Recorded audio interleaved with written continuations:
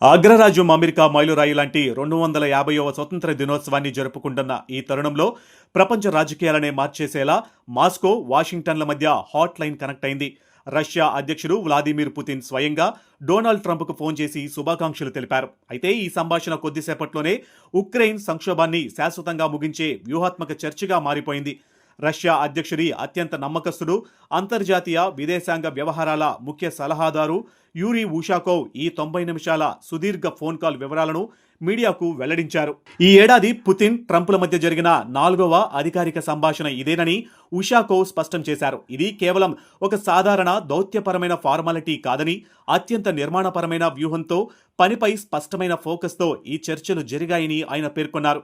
అంతర్జాతీయంగా ప్రాధాన్యత ఉన్న అన్ని వివాదాస్పద అంశాలపై ఇరు దేశాల ప్రెసిడెంట్లు అత్యంత బహిరంగంగా మాట్లాడుకున్నట్లు క్రెమ్లిన్ వెల్లడించారు.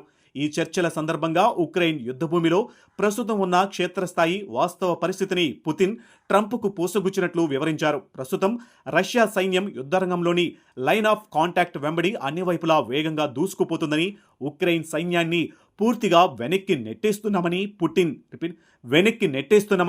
పుతిన్ గట్టిగా స్పష్టం చేశారు. ఉక్రెయిన్ సంక్షోభంపై యూరప్ దేశాలు, నాటో కూటమి కలిగి ఉన్న అవగాహన పూర్తిగా తప్పని, రష్యాను ఎవ్వరూ లొంగదీసుకోలేరని ఈ సందర్భంగా పుతిన్ తేల్చి చెప్పారు. అయితే ఈ యుద్ధాన్ని ముగించడానికి తాను నేరుగా రంగంలోకి దిగుతానని డొనాల్డ్ ట్రంప్ సంచలన ప్రతిపాదన చేశారు. వచ్చే వారం టర్కీలో జరగబోయే హై ప్రొఫైల్ నాటో సదస్సులో ఈ రక్తపాతానికి ముగింపు పలికేలా తానే స్వయంగా మధ్యవర్తిత్వం వహిస్తానని ట్రంప్ హామీ ఇచ్చినట్లు సమాచారం. ఈ చారిత్రాత్మక శాంతి ఒప్పందం కోసం తన ప్రత్యేక దౌత్యవేత్తలు స్టీవ్ విట్కాఫ్, జెరెడ్ కుప్నర్లు ఇప్పటికే బ్యాక్ ఛానల్ చర్చలను ముమ్మరం చేశారని, అవసరమైతే వారు నేరుగా రష్యా రాజధాని మాస్కోకు వచ్చి చర్చలు జరపడానికి కూడా సిద్ధంగా ఉన్నారని ట్రంప్ పుతిన్ను తెలిపారు. రష్యా, అమెరికాల మధ్య మిలిటరీ, రాజకీయ, ఆర్థిక రంగాలలో పరస్పర సహకారానికి బోలెడు అవకాశాలు ఉన్నాయని, అయితే ఈ గ్లోబల్ పార్ట్నర్షిప్ మళ్లీ పునరుద్ధరించబడాలంటే ఉక్రెయిన్ సంక్షోభానికి త్వరితగతిన శాశ్వత పరిష్కారం లభించడమే తమ మొదటి కండిషన్ అంటూ ట్రంప్ స్పష్టంగా నొక్కి చెప్పారు. మరోవైపు రష్యా విదేశాంగ శాఖ ఉక్రెయిన్ ప్రెసిడెంట్ జెలెన్స్కీపై తీవ్ర ఆరోపణలు గుప్పించింది. కీవ్, దాని యూరోపియన్ మిత్రదేశాలు యుద్ధాన్ని ఆపకుండా కావాలనే మరింత తీవ్రం చేస్తున్నాయని, సరిహద్దు దాటి రష్యాలోని సాధారణ పౌరులపై ఉగ్రవాద దాడులకు తెగబడుతున్నాయని ఉషాకోవ్ మండిపడ్డారు.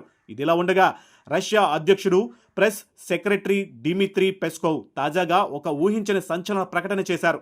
రష్యా ప్రభుత్వం విధించిన అత్యంత కీలకమైన, బాధ్యతాయుతమైన నిబంధనలను, భూభాగాల మార్పులను ఆమోదించడానికి సిద్ధంగా ఉంటే ఉక్రెయిన్ ప్రెసిడెంట్ వ్లాదిమిర్ జెలెన్స్కీ స్వయంగా ప్రెసిడెంట్ పుతిన్ను కలవడానికి మాస్కో రావచ్చని స్థానిక మీడియాతో పేర్కొన్నారు. అంటే ఉక్రెయిన్ లొంగిపోవడానికి సిద్ధమైతే పుతిన్ స్వయంగా జెలెన్స్కీకి అపాయింట్మెంట్ ఇస్తారని క్రెమ్లిన్ పరోక్షంగా సిగ్నల్స్ ఇచ్చింది. ఏది ఏమైనా అర్ధరాత్రి వేళ నడిచిన ఈ ట్రంప్ పుతిన్ డీల్ త్వరలోనే ఈ సుదీర్ఘ యుద్ధానికి ఎండకార్డు వేయబోతుందన్న ఆశలను రేకెత్తిస్తుంది.